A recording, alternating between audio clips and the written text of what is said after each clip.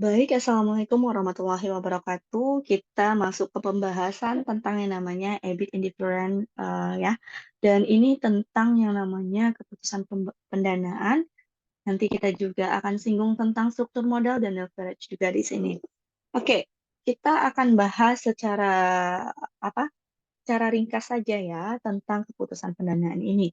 Jadi keputusan pendanaan ini juga erat kaitannya dengan yang namanya struktur modal, di mana dulu kita juga telah membahas bahwa struktur modal ini adalah perimbangan nih antara utang jangka panjang dengan modal sendiri.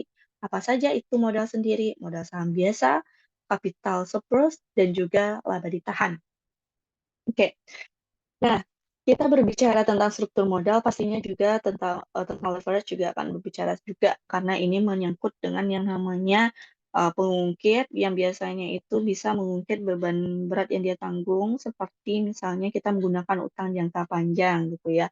Nah, leverage finansial atau leverage factor ya nanti kita juga akan menggunakan simbol LF di sini adalah rasio antara hutang jangka panjang atau debt terhadap total aset atau TA atau total nilai pasar atau value di sini. Nah, rasio antara utang dengan saham biasa dapat juga dihitung dengan rasio sebagai berikut ya. Ini saya menggunakan slide dari Ibu ya. Nah, teman-teman bisa lihat. Nah, debt per equity itu sama dengan debt per value per 1 dikurang dengan debt per value.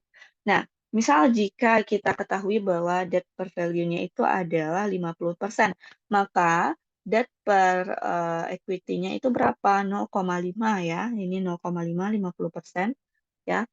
Dibagi dengan 1 dikurang 0,5. 1 dikurang 0,5 tetap 0,5 menjadi 1. Gitu. Begitu juga dengan jika yang diketahui adalah 25%, maka debt per equity-nya berapa nih? Yaitu adalah 0,25 per 1 dikurang 0,25 adalah 0,75 menjadi 0,33.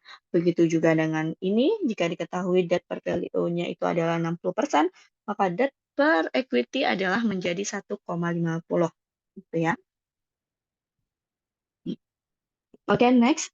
Jika di contoh soalnya itu, bagaimana kita melihat pengaruh leverage finansial terhadap ROE, ya, itu contoh soalnya adalah, misal diketahui total aset sebesar 20 miliar. Leverage faktornya itu nanti juga diketahui ada yang 0%, ya. 0% berarti utangnya di sini, utang jangka panjangnya di sini ada 0%, ada 20%, ada 40%, ya. Itu ada juga 50%, ada 60% gitu. Berarti kalau 0% berarti dia tidak memiliki utang. Kalau 20% berarti 20% dari total asetnya. Misalnya 20% dikali dengan 20 miliar berapa nih, teman-teman? Ini 4 miliar. Terus juga 40% berarti 40% dari 20 miliar adalah 8 miliar. Terus 50% dari 20 miliar adalah 10 miliar dan 60% dari 20 miliar adalah 6 kali 12, 2 berarti 12 miliar utangnya. Gitu. Nah, kita lanjut ke ROA-nya. Di sini diketahui ROA-nya itu adalah 5%, 10%, 15%. Nah, biaya modalnya itu adalah 10% dan pajak 15%. Oke, selanjutnya itu dia disuruh mencari bagaimana pengaruh alternatif kondisi di atas terhadap ROE. Kita lihat yang pertama, kita cari ketika ROA yang diketahui itu adalah 5%. Nah, 5% di sini dulu. Di mana EBIT atau NOI-nya itu sebesar 1 miliar. Ya, contohnya misalnya EBIT yang kita ketahui itu adalah di soal 1 miliar. Jadi ini udah diketahui nih 1 miliarnya. Jadi kita susun dulu ya tabelnya itu utangnya atau leverage factor-nya itu tadi sudah diketahui 0% ya. Jadi kita cari nih rupiahnya berapa. Berarti utangnya itu jika diruntut atau dideretkan yaitu adalah 0% dikali 20 miliar 0, terus juga 20% dari 20 miliar adalah 4 miliar, selanjutnya 40% dari 20 miliar adalah 8 miliar, dan 10 miliar dari 50% dikali 20 miliar dan 12 miliar itu didapat dari 60% ya yang ingin dikali 20 miliar. Sehingga ya kita masukkan NOI atau EBIT-nya ya di sini diketahui 1 miliar semua, teman-teman tulis 1 miliar semua. Nah, bunganya itu adalah ya bunganya adalah 10% ya 10% sehingga ini dapatkan 0, bunganya 0 ya. Ini 0,4 miliar ini didapat dari mana nih? yaitu bunga ini dikali dengan jumlah utangnya berapa. Jadi 10% kali 4 miliar berarti 0,4 miliar, dan ini 10% dari 8 miliar adalah 0,8 miliar, dan 10% dari 10 miliar adalah 1 miliar, dan 10% dikali dengan 12 miliar adalah 1,2 miliar. Sehingga EBT-nya berapa? Tinggal dikurangkan antara EBIT dengan bunga.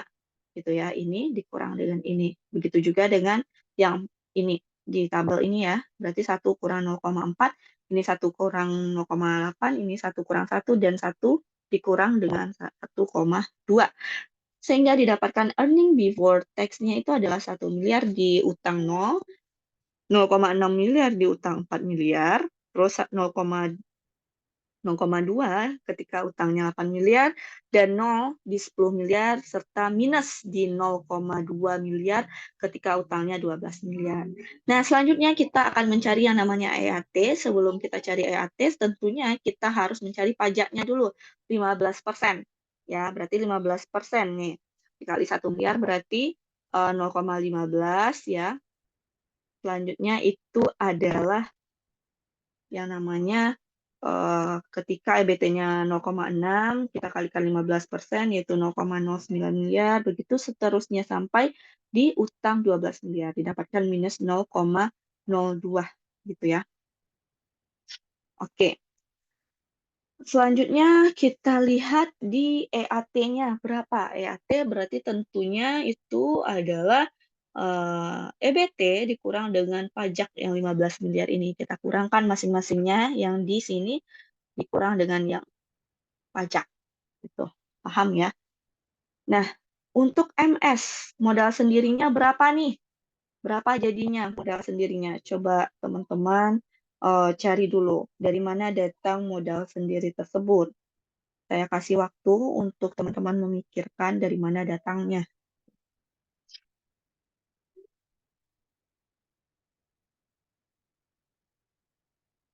Sudah dapat kira-kira dari mana datangnya?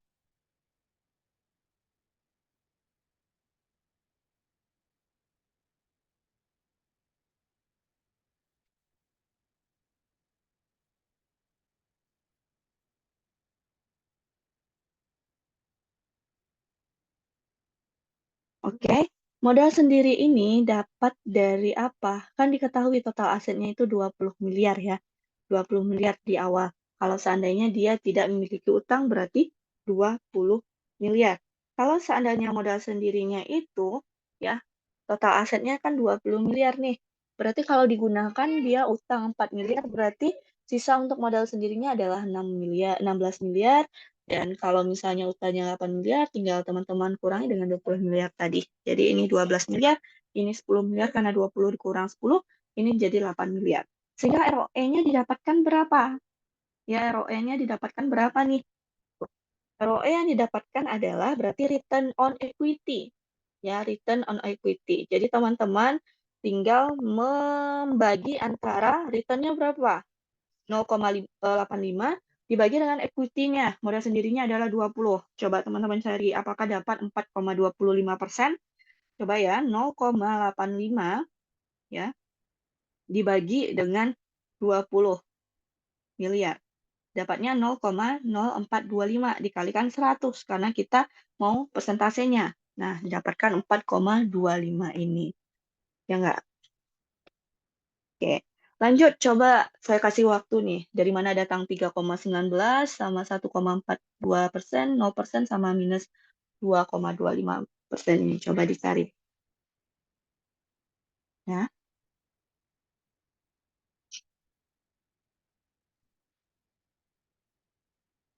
Oke, coba dicari.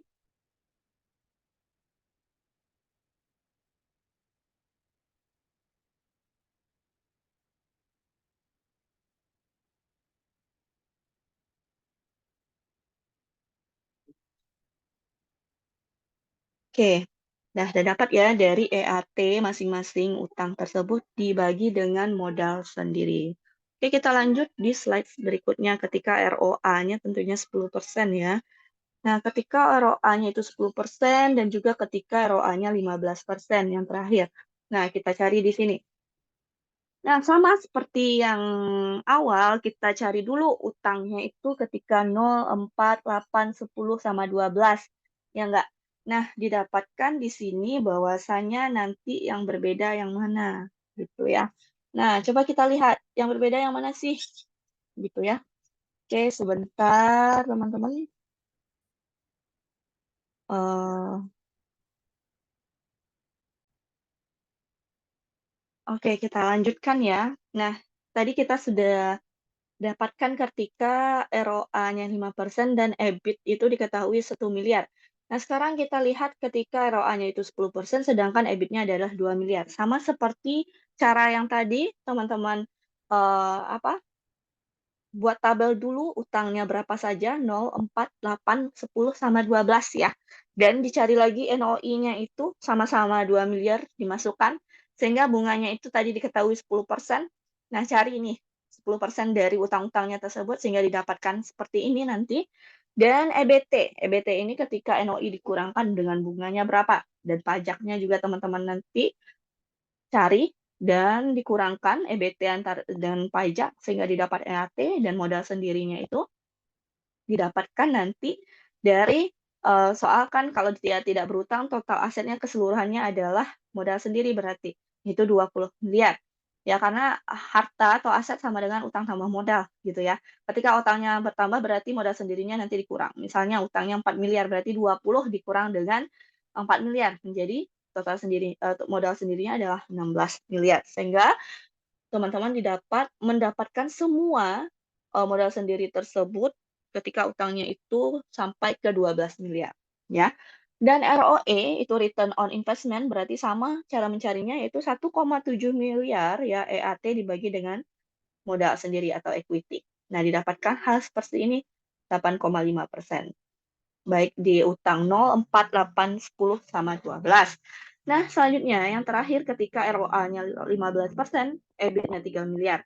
Sama halnya sama seperti yang tadi cara mencarinya, ya, didapatkan return on investment-nya seperti ini. Nah, yang di garis kuningkan ini ya, yang ditebalkan dengan tanda kuning ini berarti ROE-nya itu yang tertinggi. Jadi ketika ROA-nya 15% dan EBIT-nya 3 miliar, itu adalah ketika ROE-nya itu tinggi ketika utangnya itu mencapai 12 miliar.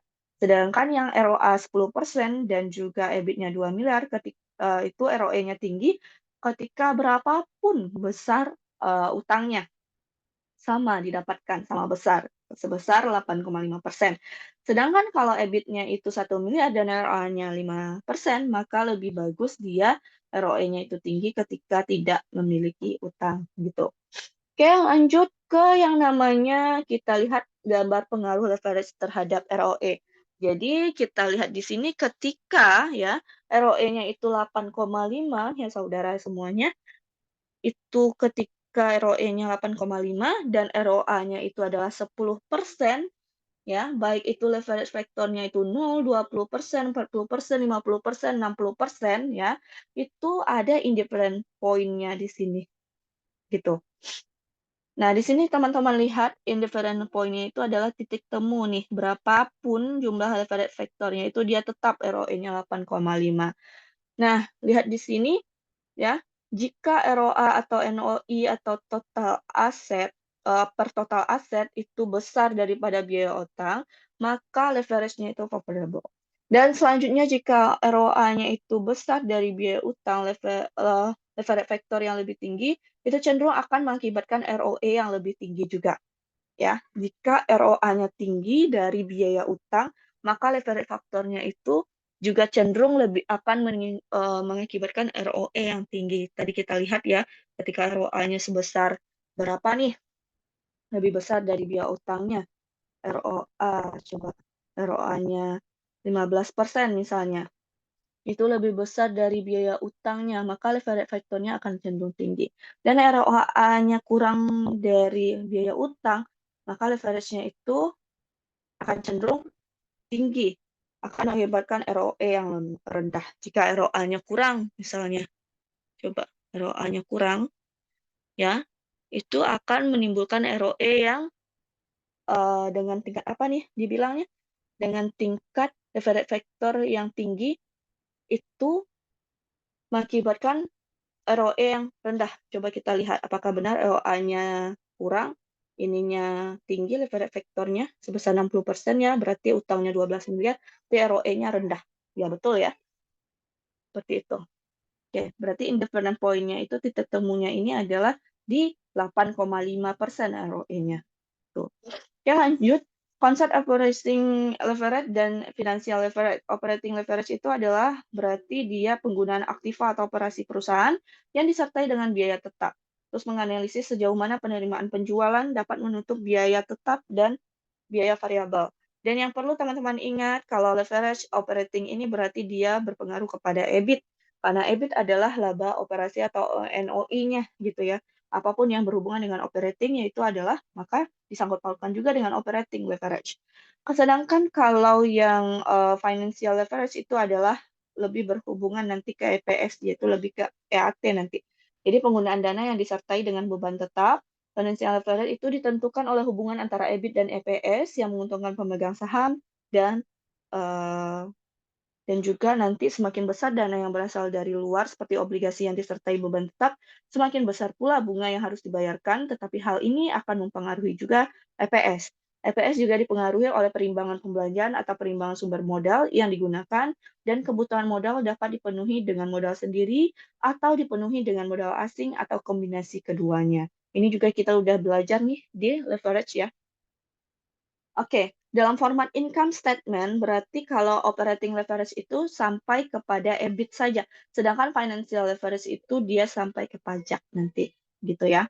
Oke, lanjut kita ke faktor-faktor yang mempengaruhi struktur finansial, itu tingkat pertumbuhan penjualan di masa yang akan datang, stabilitas penjualan di masa yang akan datang, struktur modal dalam industri, dan posisi kontrol dan sikap pemilik serta manajemen terhadap risikonya. Apakah dia itu risk averse atau risk lovers gitu. Itu akan berpengaruh kepada struktur finansialnya. Nah, contoh soalnya kita langsung saja. Suatu perusahaan merancangkan untuk meningkatkan volume penjualan menjadi 500 juta untuk tahun yang akan datang. Penjualan sekarang hanya Rp 400 juta.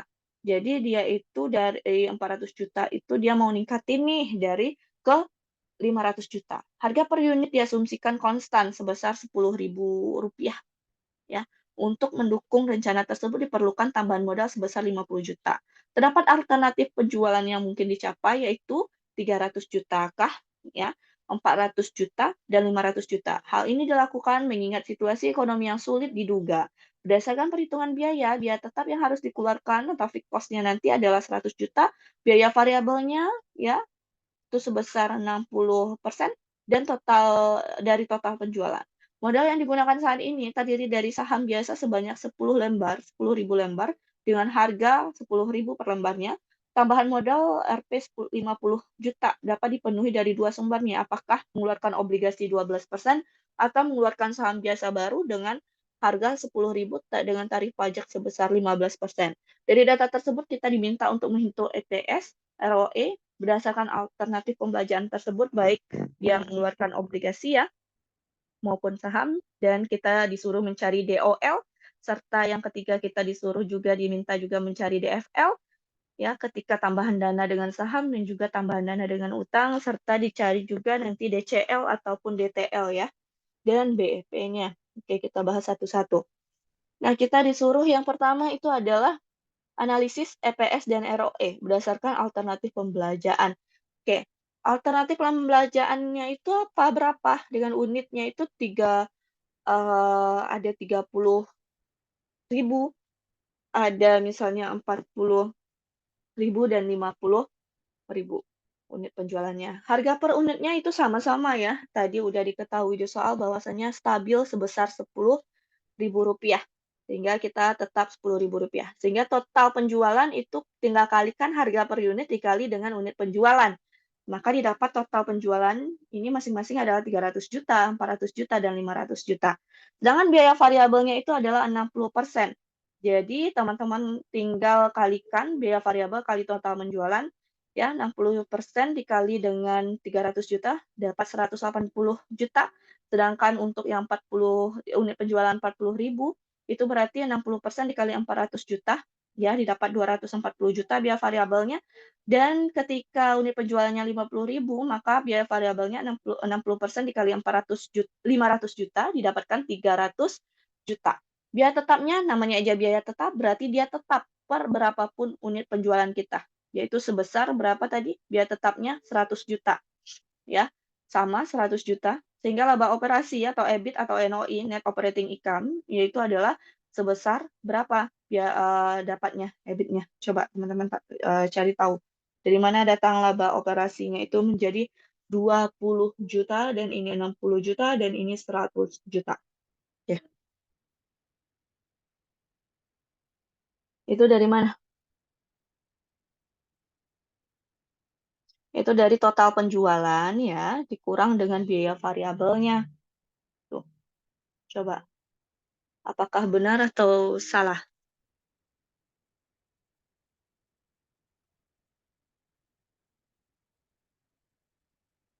Salah atau benar?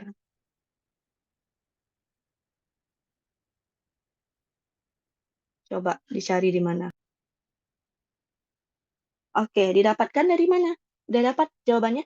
Yaitu dari total penjualan dikurang dengan biaya-biaya. Kalau laba itu kan adalah penjualan dikurang biaya-biaya. Biaya variabel ataupun biaya tetap. Berarti EBIT atau NOI ini didapatkan dari 300 juta dikurang dengan 180 dikurang dengan 100 juta gitu. Dapat 20 juta. Begitu juga dengan ini.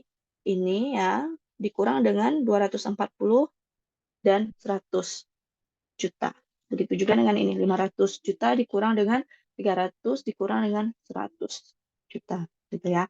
Nah, selanjutnya kita udah dapat nih laba operasinya, maka kita bisa eh, menentukan ketika keadaannya satu adalah leverage faktornya itu 100%. Coba kita lihat lagi rumusnya. Apa yang ditanyakannya itu beberapa alternatif pelanjaan tersebut. Nanti kita lihat bahwasanya pembiayaannya itu adalah dengan pertama obligasinya 100%. Berarti kita tuliskan dulu EBIT NOI-nya itu per masing-masing unit penjualan yang sudah kita ketahui tadi. Jadi kita pindahkan yang ini ya ke dalam yang ke tabel berikutnya. Gitu. Diketahui bahwasanya bunganya itu adalah 12%, gitu ya. Coba kita lihat 12% nggak? Ya kan alternatif pembelanjaannya itu 50 jutanya ini semuanya 100% itu menggunakan obligasi dengan bunganya itu adalah 12%, berarti dengan utang ya. Nah, 12% dikali dengan apa? Dengan yang namanya tadi utangnya berapa jadinya bunganya? 12%. Coba teman-teman cari. Sudah dapat? Dari mana ada utang tersebut? Dari mana bunganya dapat sebesar 6 juta, teman-teman? Udah dapat ya? Karena kan tadi alternatifnya ini adalah ketika tambahan modal itu 50 juta. Dapat memenuhi dua sumber ini ketika misalnya kita sepenuhnya adalah obligasi 12% nih bunganya. Berarti ini 6 juta ini didapatkan 12% dikali dengan yang namanya 50 juta yang ini. Gitu. Ya, diingat. Makanya tetap nih 6 juta semuanya karena dia masing-masing meskipun per unitnya itu berubah ya 30, 40 sama 50.000 ya, tapi bunganya tetap karena kan kita tambahan modalnya itu tetap 50 juta. Oke. Laba sebelum pajaknya gimana cara carinya? Tinggal dikurangi masing-masingnya ini ya, dikurang dengan 6 juta. Gitu. Dan pajaknya 15%. Jadi dikalikan 15% dikali berapa? Kali berapa tuh? Ayo, dikali dengan EBT-nya. Apakah dapat 2.100.000 di sini? Dicoba ya teman-teman ya. Sama ya. Berarti ini pajak 15% ini 15% dikali EBT-nya. Didapatkan seperti ini. Semoga teman-teman dapat. Ya, coba dicari di kalkulatornya. Dan laba setelah pajak atau ERT berarti EBT dikurang dengan pajak. Masing-masing pajaknya. Didapatkan 11.900 ini 45.900, ini 79.900. Nah, lembar sahamnya jumlahnya berapa diketahui? 10.000 lembar saham, ya kan? Saham biasa sebanyak 10.000 lembar saham. Gitu. Maka EPS adalah apa cara carinya? Earning per share, berarti EAT per jumlah lembar saham yang beredar. Berarti 11.900 dibagi dengan 10.000 lembar. Maka didapatkan ketika dia itu EBIT-nya 20 juta, maka EPS-nya menjadi 1.190, dan ini menjadi 4.590, dan ini 7.990. Sehingga ROE-nya apa? Return on equity. Jadi berapa nih modalnya berapa? Gitu. Nah, return on equity ini juga bisa didapatkan dari apa? Dari apa, teman-teman? Coba, return on equity. EAT dibagi dengan apa namanya? Equity-nya berapa nih? Equity-nya. Coba teman-teman lihat equity-nya berapa. Ada berapa? Ada nggak diketahui? Berapa ekuitasnya nih? Suatu perusahaan nih untuk mendukung jualan. Oke. Nah, bisa juga ROE ini didapatkan dari apa? Presentasi ini. Jadi dengan persentasinya itu. Jadi 11,9% dikalikan 100 gitu. Ya. Oke, lanjut. Kita ke slide berikutnya. Itu adalah pembelajaran dengan saham biasa. Tadi kan alternatifnya itu 50 jutanya itu dijadikan ke obligasi semua. Sedangkan ini alternatif kedua adalah dengan saham biasa baru, yaitu 10.000. Oke. Nah, ini kan tadi laba operasinya ini tadi kita pindahkan lagi karena dia tidak ada pinjaman yang 50 juta itu. Jadi ini nol semua. Laba sebelum pajaknya atau EBT-nya sama dengan NOI atau EBIT jadinya ya. Terus pajak 15%, tinggal teman-teman kalikan 15% dengan EBT per masing-masing EBT EBIT ini ya. Terus jumlah lembar saham yang beredar 15.000 lembar ya. Karena apa? Karena kan yang bertambah adalah apa tadi? Jumlah sahamnya. Kalau di sini kan 10.000 nih. Kalau itu bertambah jadi 15.000 karena dia 50 juta ini dia jadikan ke saham. Ya enggak? Mengeluarkan saham baru 50 juta ini. Jadi bisa dibagikan itu adalah 50 juta dibagi dengan 10.000 adalah 5.000 gitu. Makanya jumlah saham beredarnya itu bertambah menjadi 15.000.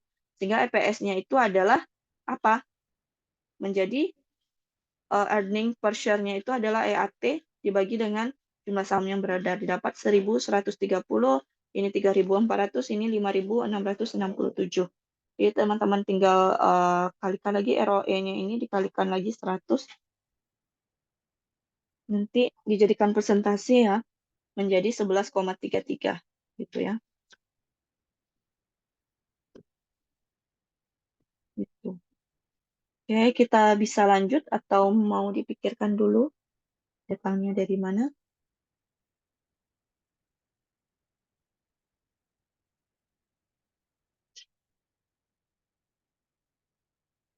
Nanti ROE ini nanti EPS dibagi dengan 100. Oke, selanjutnya indifferent point itu adalah suatu kejadian di mana perimbangan pembelanjaan dalam tingkat leverage faktor berapapun akan menghasilkan EPS yang sama. Dengan mengetahui indifferent point, maka akan diketahui tingkat perimbangan mana yang paling menguntungkan. Formulasinya itu adalah saham biasa dengan obligasi. Jadi ini rumusnya ya, teman-teman. Nah, kita lanjut ke contoh soalnya itu bagaimana. Jadi X ini adalah EBIT pada indifferent point, C adalah bunga obligasi dalam rupiah, ya. Terus T adalah tingkat pajak, S1 adalah jumlah saham biasa yang beredar kalau hanya menjual saham biasa, S2 adalah jumlah saham yang beredar kalau kita hanya ya mengeluarkan obligasi atau menjual saham biasa dan obligasi bersama-sama. Oke, tadi X berarti X ini sama dan satu teksnya kan adalah 15% tadi ya. Oke. Dan lanjut S1-nya itu adalah jumlah saham biasa yang beredar kalau hanya menjual saham. Tadi kita udah cari bahwasanya kita gunakan 50 juta itu untuk menambah saham, maka 15.000. itu berarti sama dengan apa? Setelah teman-teman samakan, tadi kan perimbangan ya. Coba kita lihat lagi. Nah, ini perimbangan antara yang utang, saham biasa, dan obligasi. Sehingga kita samakan dengan yang obligasinya dulu. Berarti X dikurang dengan ini. C ini kan tadi bunga obligasi dalam RP. Ya, tadi kan kita sudah rupiahkan menjadi 6 juta nih. Ya enggak? Kalau persennya 12%, tapi kalau misalnya kita jadikan ke rupiah 6 juta. Ya, 6 juta. Kali dengan yang namanya 1 dikurang pajak. 1 dikurang pajak dibagi dengan S2 ketika kita itu hanya obligasi saja. Ya, itu 10.000 lembar saham. Makanya didapatkan teman-teman kalau seandainya menggunakan rumus matematika, dapat nih X1 kan, X dikali 1 tuh 1X, dikurang dengan X dikali 0,15% berarti 0,15X. 1 dikurang 0,15 adalah 0,85X gitu. Per 15.000 sama dengan 0,85X ya, yang ini kan sama nih, sama yang kita jelaskan tadi, dikurang dengan 5.100.000 per 10.000. Maka didapatkan X-nya itu adalah ketika 18 juta gitu. EBIT pada indifferent point 18 juta rupiah. Seperti itu ya, indifferent point-nya. Tadi kan kita lihat indifferent point itu ketika yang di sini gimana? Ketika ROE-nya adalah ROA-nya adalah 10%. Maka sama-sama ROE-nya indifferent point-nya itu 8,5. Baik. Oke, lanjut kita ke mencari apa lagi nih? Pembelanjaan dengan obligasinya. Ya, pembelanjaan dengan obligasi kita mencari yang namanya nanti eh, ROE sama EPS-nya juga. Tadi diketahui ketika kalau seandainya 18 juta semua nih berarti. Coba kita lihat contoh soalnya lagi. Ya, 18 juta EBIT ya. Oke. Berarti ini diasumsikan kalau EBIT-nya itu sama-sama 18 juta. Berapa nih ROE-nya ketika kita obligasi yang karena ini kan kita mencari indifferent point nih. Jadi dia bilang bahwasanya indifferent point-nya itu ketika EBIT-nya itu adalah didapatkan 18%. Nah, kita buktikan apakah benar sama gitu didapatkan ROE sama EPS-nya. Nah, di sini sudah teman-teman lihat bahwasanya benar bahwa kalau misalnya laba operasinya itu adalah 18 juta, sama-sama nih EPS sama ROE-nya didapatkan sama per semuanya. Gitu. Itu 10,2%. Ini juga 10,20%. Ini juga sama. Gitu ya. Oke. Sehingga ditarik kesimpulan grafik indifferent point-nya itu adalah ketika EPS-nya adalah sebesar berapa? Ininya 10.020 dan ROE-nya 10,2 ya, gitu. Sedangkan EBIT-nya itu adalah 18 juta. Di sini berarti indifferent point-nya. Baik, selanjutnya kita diminta mencari DOL atau degree operating leverage-nya. Nah, ini rumusnya sudah kita belajar ya. Ada 2 rumus, yaitu bisa menggunakan persen perubahan dalam EBIT per persen perubahan dalam sales, dan juga kalau seandainya cuma ada diketahui misalnya variable cost, fixed cost, dan lain sebagainya, kita bisa menggunakan rumus yang ini. Nah, di sini kita juga udah mencari tadi ada perubahan EBIT ya, berarti ini kita dapatkan dari mana nih? Persen perubahan dalam EBIT, Kak. Berarti coba kita lihat. Nah, teman-teman lihat, berarti kita bisa gunakan persen perubahan EBIT-nya ya. Misalnya, teman-teman gunakan yang mana ya? Nah, coba yang ini. Persen perubahan EBIT adalah berarti perubahan itu sudah saya jelaskan bahwa yang sekarang dikurang dengan yang dulu dibagi yang sekarang. Coba apakah benar? 100 juta ya dikurang 60 juta dibagi dengan 60. Ya, benar ya, 66,67. Berarti persen perubahan EBIT-nya yaitu 66,67. persen perubahan dalam sales-nya berapa? Apakah 25% atau tidak? Coba teman-teman lihat. Coba persen dalam perubahan apa tadi? Penjualan. Ya enggak? Penjualan. Sales, ya. Apakah 25%? Coba kita lihat di sini. Penjualan. 50 juta, 500 juta ya. Dikurang dengan 400 juta, ya. Dibagi dengan 400 juta. Ya benar, 25%. Benar ya, berarti didapatkan dolnya itu adalah 2,67. Kalau seandainya teman-teman ragu, bisa menggunakan rumus ini.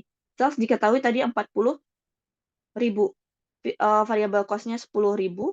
Dan fixed cost-nya tadi berapa? Sorry.